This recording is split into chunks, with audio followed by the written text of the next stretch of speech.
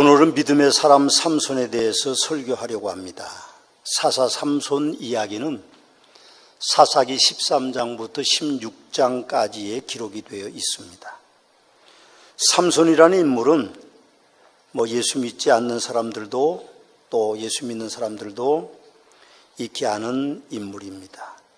특별히 그분에 대해서 책도 나와 있고 영화도 만들어져 있습니다. 그러면서 우리는 그 삼손의 위대한 일대기를 살펴볼 수 있었습니다. 오늘 사사 삼손은 우리에게 많은 교훈을 주는 분이십니다. 그런데 첫 번째 교훈은 하나님의 사람은 절대적으로 위대해진다는 교훈을 우리에게 주고 있습니다. 삼손은 블레셋 백성에게 40년 동안 압박을 받던 시절에 소라 땅 단지파의 마노아라는 사람이 자식을 낳지 못했습니다. 나이가 많아도 자식을 얻지 못해서 안타까움 중에 있었는데 어느 하나님의 사자가 그를 찾아와서 또 그의 아내를 따로 찾아와서 내게 아들을 주겠다 그렇게 말씀하셨습니다.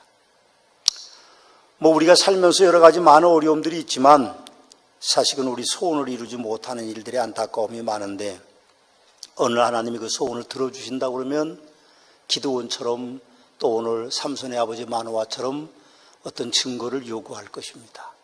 하나님께서 그들의 요구를 다 들으시고 그들의 제사를 연락하심으로 하나님께서 나시린으로 점지해서 난 사람이 바로 사사라는 인물입니다. 오늘 32절에 보면 기드온 바락이라는 사람의 기록을 보더라도 하나님께서 선택한 사람들은 다 위대해집니다. 기드온은 밀을 타작하면서도 마당에서 타작하지 못하고 산속에 포도주 틀에서 몰래 타작하는 연약한 사람이었죠. 그런 하나님이 그 기드온을 부르셨을 때에 기드온은 위대한 역사를 이루고 있는 것을 우리는 봅니다. 바락도 여인만 못한 남자로 소개되고 있습니다. 그런데 하나님께서 바락을 들어 사용하실 때에 바락이 위대한 민족의 해방을 이루는 위대한 사람으로 나타나고 있음을 우리는 봅니다. 삼손도 역시 하나님의 선택으로 위대해졌습니다. 물론 삼손은 태어나기 전부터 하나님께서 이제 용사로 선택하신 분이기는 하지만 그러나 삼손의 일생을 기록한 사사기를 우리가 살펴보면 삼손이 위대한 능력을 펼칠 때마다 기록되는 성경 구절이 있습니다. 여호와의 영이 임하니 하는 성경 구절입니다. 여호와의 영이 임했을 때에 삼손은 위대한 용사가 될 수 있었던 것이죠.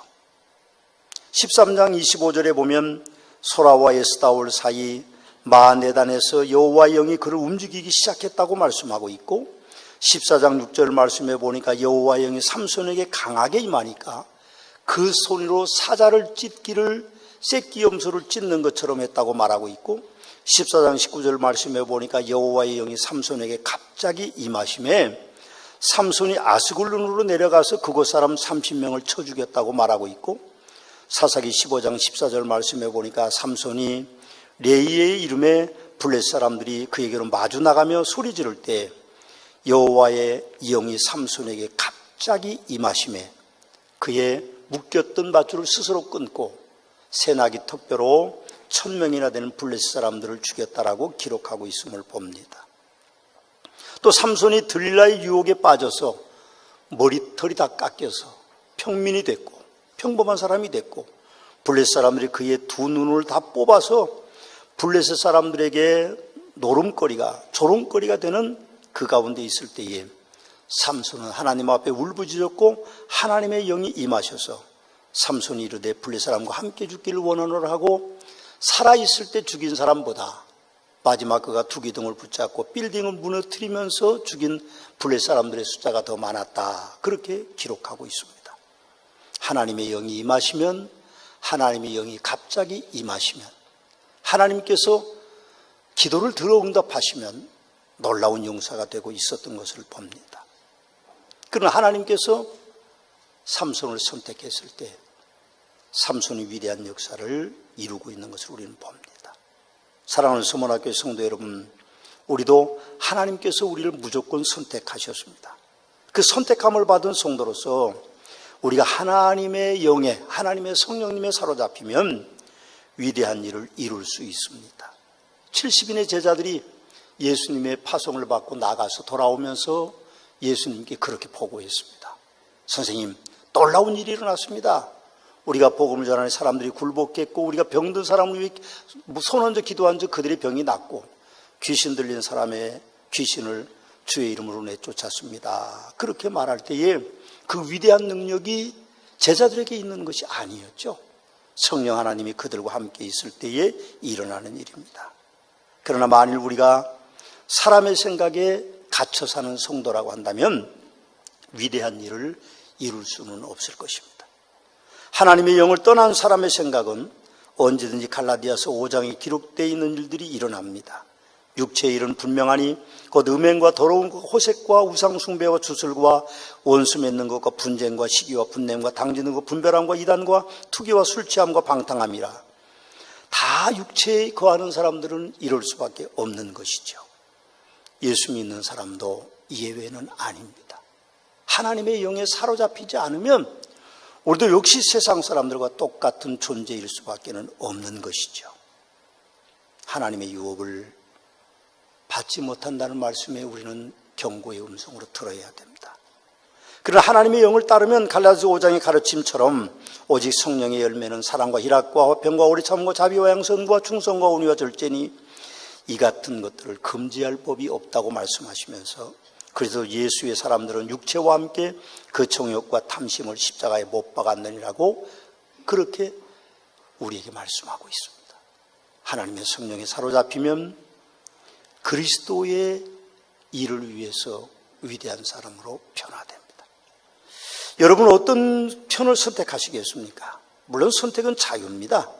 그러나 갈라디아서 5장 25절 26절에 있는 대로 우리가 만일 성령으로 살면 또한 성령으로 행할 때니 헛된 영광을 구하여 서로 노엽게 하거나 서로 투기하지 말지니라. 그렇게 우리에게 말씀하고 있기 때문에 우리는 하나님 편을 선택해야지, 사람의 생각과 세상 생각과 사단의 생각들을 선택해서는 안 되는 것입니다. 저는 그런 생각을 해봤습니다. 못난 사람이 하나님 앞에 사로잡혀서 쓰임받았다고 하면 얼마나 행복할까?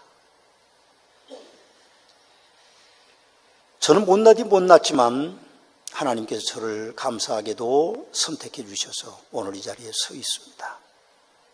저는 그런 생각을 설교 준비하면서 했습니다.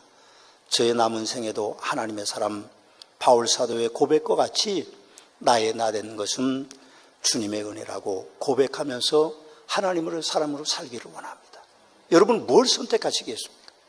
육신의 정욕을 따라서, 사람의 생각을 따라서, 사단이 가르치는 그 교묘한 음성을 따라서 여러분들이 살기를 원하십니까?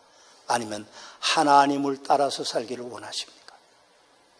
사사 삼손은 또 우리에게 주는 교훈이 하나 있는데, 인생을 절제하면서 살라는 교훈을 줍니다. 삼손은 사사기 13장 기록에 보면 하나님께서 나시린으로 선택해서 그를 이 땅에 보내셨습니다.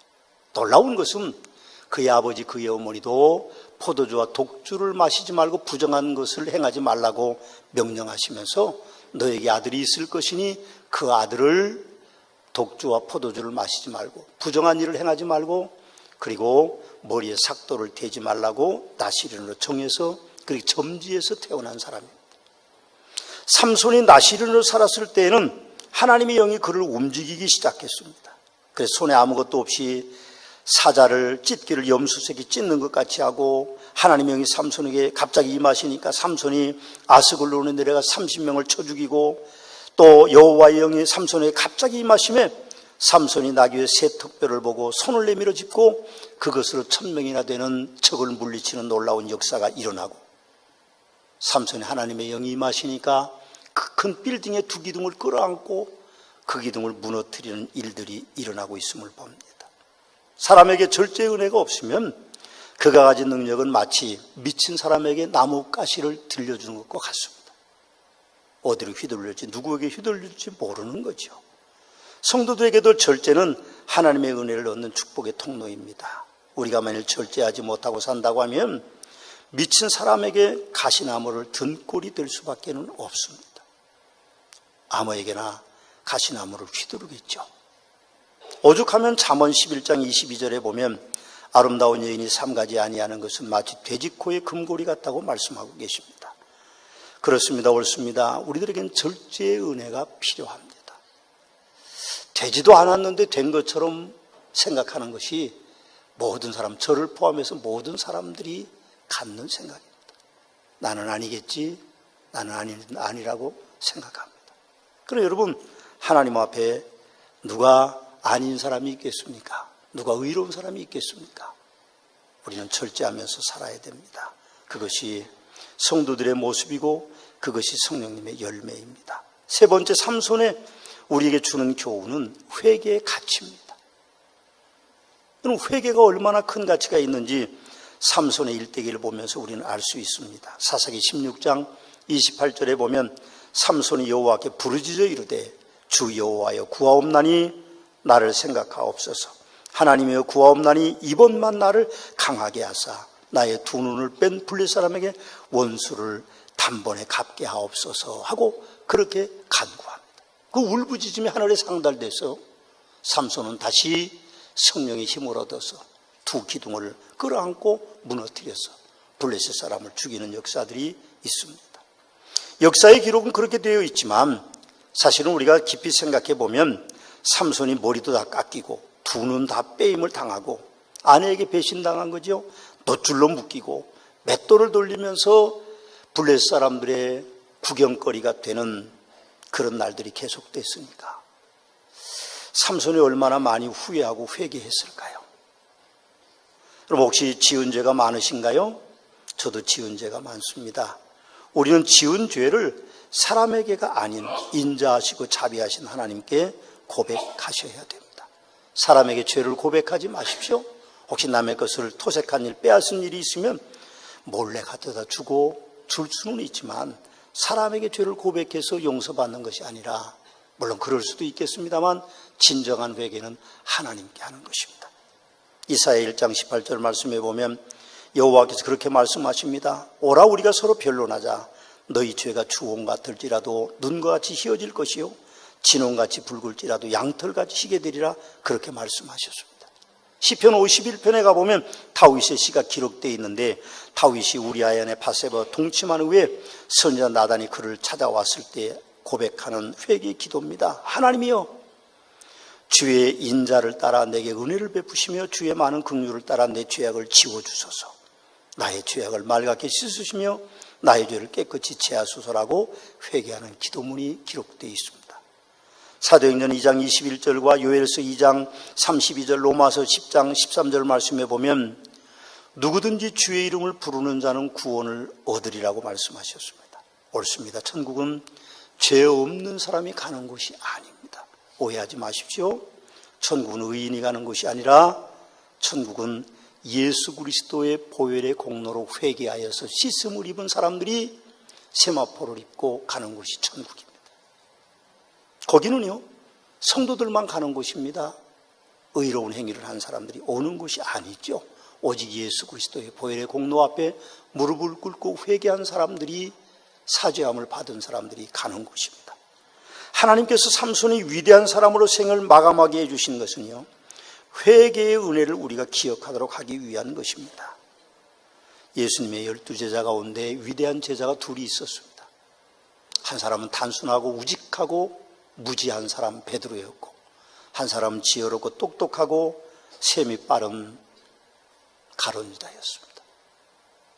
한 사람은 예수님을 은 30에 팔아먹은 사람이고, 한 사람은 예수님을 비자들, 여자 종들 앞에서 저주하면서 부인했던 사람입니다.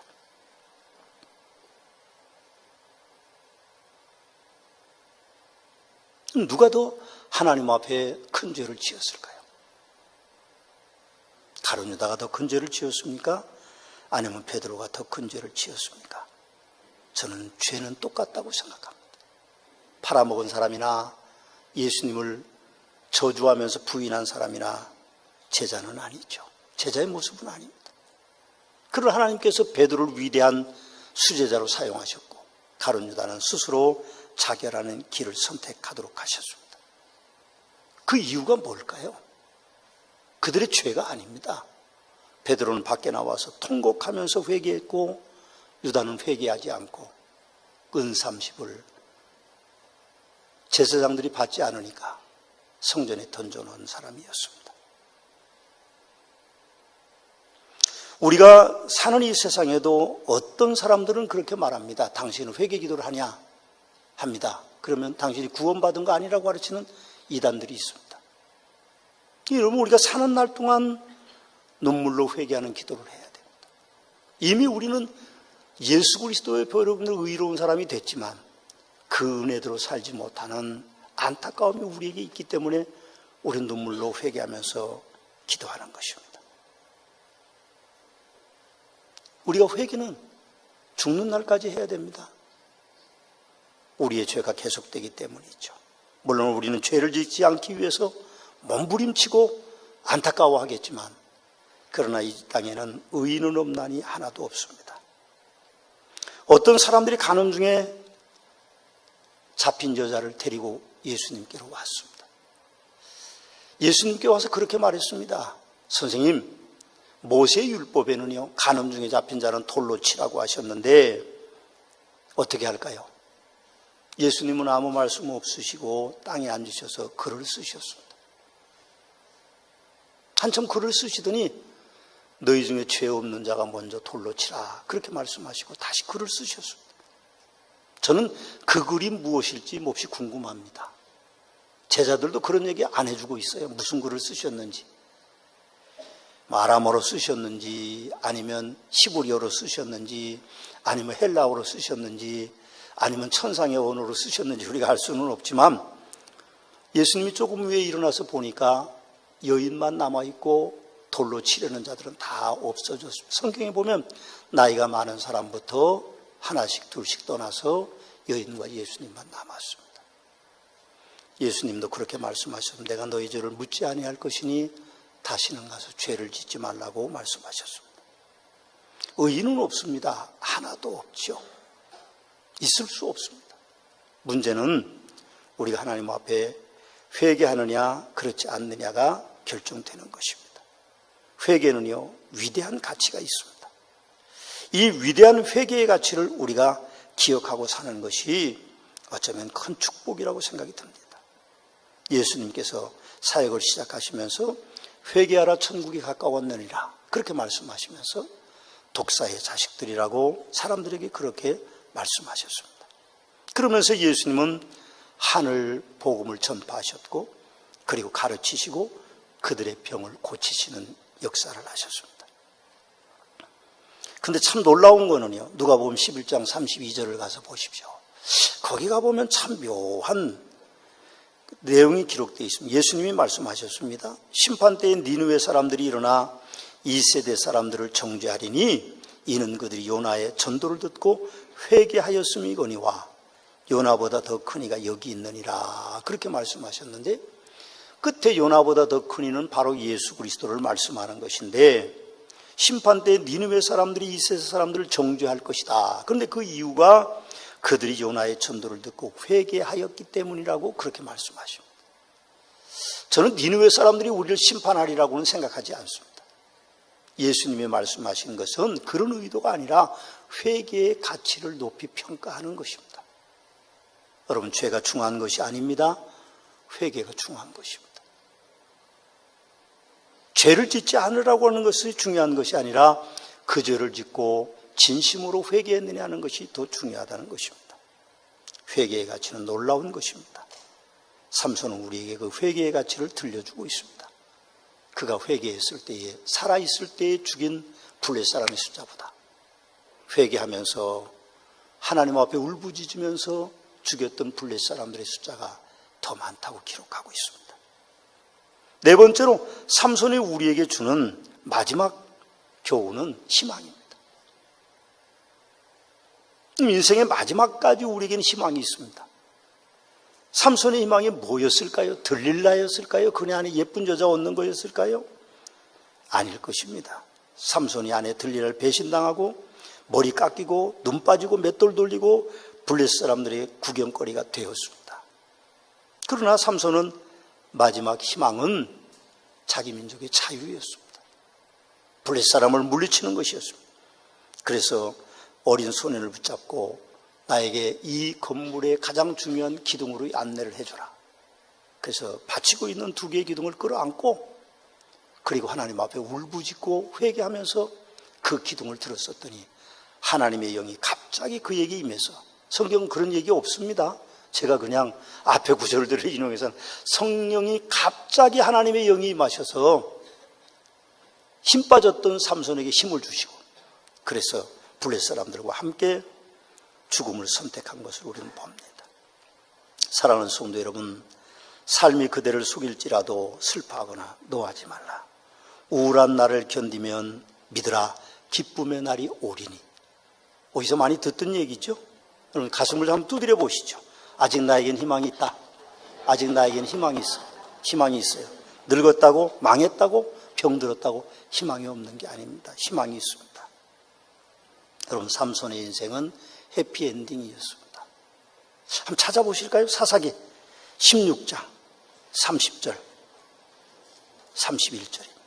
사사기 16장 30절 31절 같이 한번 읽어보시겠습니다.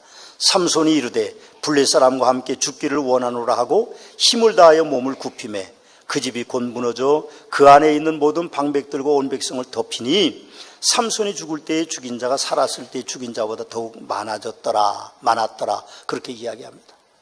여기가 아닙니다. 31절 한번 더 보시겠습니다. 그의 죽음이 얼마나 해피엔딩이었는지를 알 수 있습니다. 그의 형제와 아버지의 온 집이 다 내려가서 그의 시체를 가지고 올라가서 소라와 에스다올 사이에 그의 아버지 마노아의 장지에 장사하니라. 삼손이 이스라엘의 사사로 20년 동안 지냈더라. 아버지와 형제들이 그를 아버지의 장지에 잘 장례하고 마지막 그 땅에 평화가 기록되어 있어요. 삼손 때문에 20년 동안 그 땅에 평화가 있었다 그렇게 말합니다. 사랑하는 성도 여러분, 여러분의 남은 인생이 하나님께 쓰임받고 여러분의 남은 인생이 절제하면서 살고 여러분의 남은 인생이 회개를 귀하게 여기고 살면서 여러분의 남은 인생이 소망이 넘쳐서 여러분의 생에도 해피엔딩이 되는 아름다운 축복이 이어지시기를 주님의 이름으로 축원합니다.